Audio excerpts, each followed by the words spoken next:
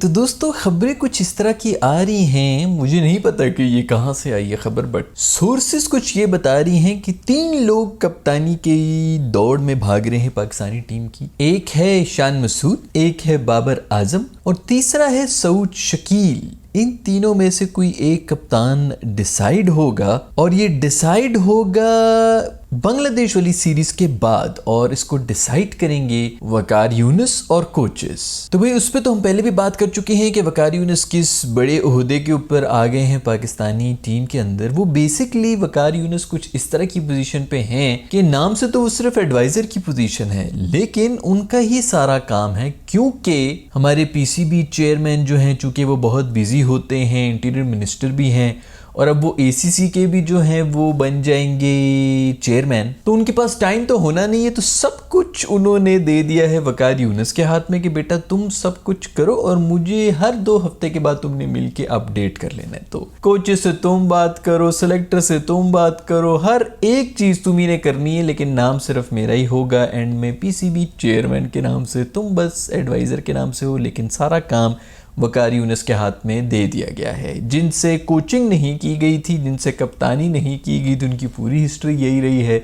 उनके ज़माने में जब वो कोच थे तो प्लेयर्स ने चीखें मार मार के, मतलब बालकनी से बाहर छलांगे मारी, खिड़कियों से बाहर छलांगे मार रहे थे कि भाई हमसे ना हो पाएगा, या ये रहेगा टीम में या हम रहेंगे टीम में। अपने करियर के ऊपर लाते कर दी। प्रेस कॉन्फ्रेंसेस में आके सीधा सीधा उन्होंने सब कुछ बंद कर दिया कि भाई हमने कुछ भी नहीं करना। चेयरमैन पीसीबी का मुंतखब कर रहे हैं, मतलब वही रिवर्स गेयर में हमारी लगी हुई है टीम और पीछे।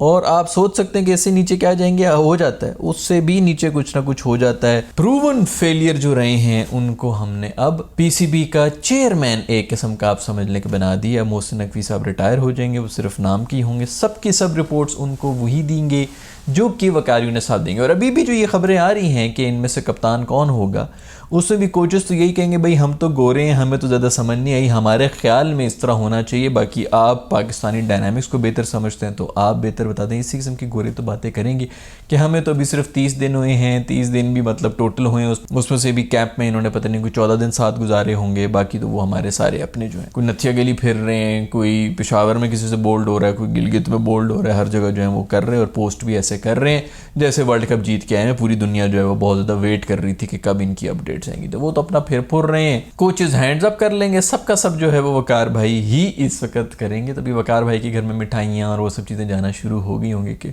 मुबारक हो वकार भाई, थैंक यू वेरी मच। क्योंकि वकार भाई के बारे में तो ये भी मशहूर था कि इसने मुझे सलाम नहीं किया, मैं इसको टीम में नहीं रखूंगा, इस किस्म की चीज़ें भी वकार भाई ने की हुई थी। तो खैर ये सारी स्टोरी है दोस्तों। मुझे तो ये समझ नहीं आ रहा कि ये सऊद शकील किधर से इस रेस के अंदर आ गए हैं। वैसे तो मुझे पसंद है वो एज अ बैटर, लेकिन ये एक नई खिचड़ी बनाने की बजाय अगर आप यार चुप करके शान मसूद को ही कप्तानी दे दें, जो कि टेस्ट की भी कर रहा है, ओडीआई की भी कर ले भाई, T20 white ball red ball दोनों का एक ही कप्तान बनाया ताकि उसको पता हो कि वहाँ पर मैंने कौन से प्लेयर भिजवाने हैं, रेड बॉल के लिए, वाइट बॉल के लिए कौन से प्लेयर हैं। दूसरा यही कि पढ़ा लिखा है, थोड़ा माइंडसेट पढ़े लिखों वाला है।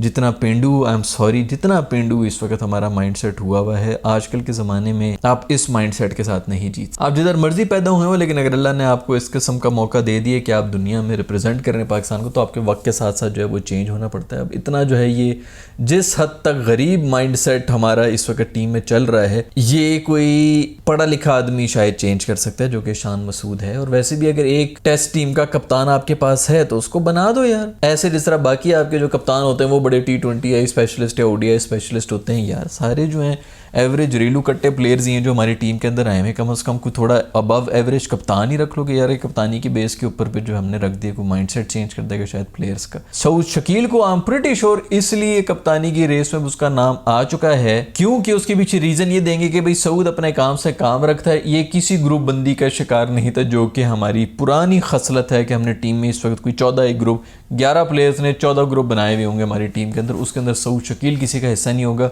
ये उसकी अचीवमेंट होगी भाई, वो इसलिए किसी ग्रुप का हिस्सा नहीं है क्योंकि वो तो शायद टीम का ही हिस्सा नहीं हो रहा पूरी तरह से। वो जब टीम का हिस्सा होगा तो वो भी ग्रुप बनाना शुरू कर देगा। ये हमारे वही 1997, 1994, 1983 वहीं पर हमारा माइंडसेट पीछे की तरफ जा रहा है, जो कि जा रहा है और अभी भी वही हो रहा है। सो बेसिकली अजीब खिचड़ी बन चुकी है। मुझे तो था कि भाई शान मसूद को ही बना दो, लेकिन ये बेहतर जानते होंगे कि किसको बनाना है, सऊद शकील को बनाना है। खैर, ये है खबरें पाकिस्तान से। इंडिया से रोहित शर्मा जो हैं वो बड़े डिसअपॉइंटेड हैं। वो ये कह रहे हैं कि यार ये जो कल का मैच है टाई वो नहीं होना चाहिए था, हम जीते हुए थे। बिल्कुल बात उसकी सही है। मैच इंडिया का था, 4 रन्स थे, चौका मार दिए, 1 रन पीछे रहता है, आप जो है वो 2 विकेटें दे के श्रीलंका को मैच जिता दिए है, तो डिसअपॉइंटमेंट तो बनती है। शर्मा ने ये भी कहा कि ये पिच इतनी आसान नहीं थी कि जाते साथ ही छक्के मारो, खुद अगले ने दूसरी बॉल के ऊपर आके छक्का मार दिया था। और क्या कोई खेला है, पूरी दुनिया जो है वो कह रही पिच आसान नहीं, पिच आसान नहीं।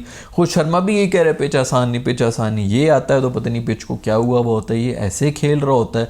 इसको तरीका यही पता है कि जब मुश्किल कंडीशन होती है उसी में ये अटैक करता है कि अभी तो बॉलर जो है ना बिल्कुल इसको आसान ख़ता हो जाएंगे, और ये करता ही है। ये बॉलर भी कहता है कि अगर इन कंडीशन में ये इस तरह मार रहा है तो मैं, और वो अपनी नज़रें चुरा, वो बेसिकली ये बॉलर को उसके कप्तान के सामने शर्मिंदा करा देता है, क्योंकि कप्तान को भी पता है कि यार बेटा ये बॉलिंग ये कंडीशन तो तेरे लिए है, तो इस पर भी कुट खा रहा है यार, तो ये वहाँ पर हिट करता है। और फिर खैर उसने ये कहा कि इन कंडीशंस में आते साथ ही मारना नहीं था, आके मार के भुरकस निकाला हुआ था कि 75 पे एक भी आउट नहीं था। T20 आई की इनिंग्स खेल के ये गया। अर्शदीप मासूम यार बेचारा जो है प्रेशर में तो था ना यार, है तो टेल अंडर। अब आप उससे क्या एक्सपेक्ट कर रहे हैं कि जी आके उसने छक्का मारने की क्यों कोशिश की है, ना भी मारता है यार तो वो डिफेंस नहीं आता ना, टेल अंडर को डिफेंड करना नहीं आ रहा था, तो वही कहते हैं यार चलो छक्का ही मार दो, शॉर्ट ही मार दो, सिंगल तो निकल ही आएगा। अगर छक्का ना भी हुआ तो वैसे भी सिंगल रोकने के लिए शायद सब खड़े हुए थे, तो उसने कहा ऊपर से मार के मैं मैच जिता दूंगा। बट खैर टेल अंडर है यार, उससे आप लोग क्या वो कर सकते हैं। डिसअपॉइंटेड है थोड़ा सा, लेकिन अच्छी बात है कि थोड़ा यार टूर्नामेंट में ही मजा आ गया कि टाई हुआ है। वैसे भी ओडीआई के अंदर मेरे ख्याल में 13-14 ही टाई हुए हैं हिस्ट्री के अंदर, और ये फिर एक और टाई हो गया, तो मुझे तो मजा आया। खैर यार वो कैनेडियन लीग हो रही है जिसके अंदर पता नहीं पाकिस्तानी जो है वो छलांगे मार के जाने की कोशिश कर रहे थे, उनको पीछे से पकड़ के, जब बुनियाद से पकड़ के नहीं हाथ डाल के पीछे खींच दिया गया कि तुम किधर जा रहे हो बेटा, इधर आओ, वापस आओ, तो वो जाने की कोशिश कर रहे थे। उसके अंदर भी कल कोई मैच हुए जिसके अंदर वो भागते हुए आ रहे हैं, बॉलर जो है इनकार कर रहे हैं हमने बॉलिंग नहीं करानी, बैटर जो है वैसे ही इनकार कर रहे हैं हमने बैटिंग नहीं करनी। मेरे ख्याल में पिच की कंडीशंस बड़ी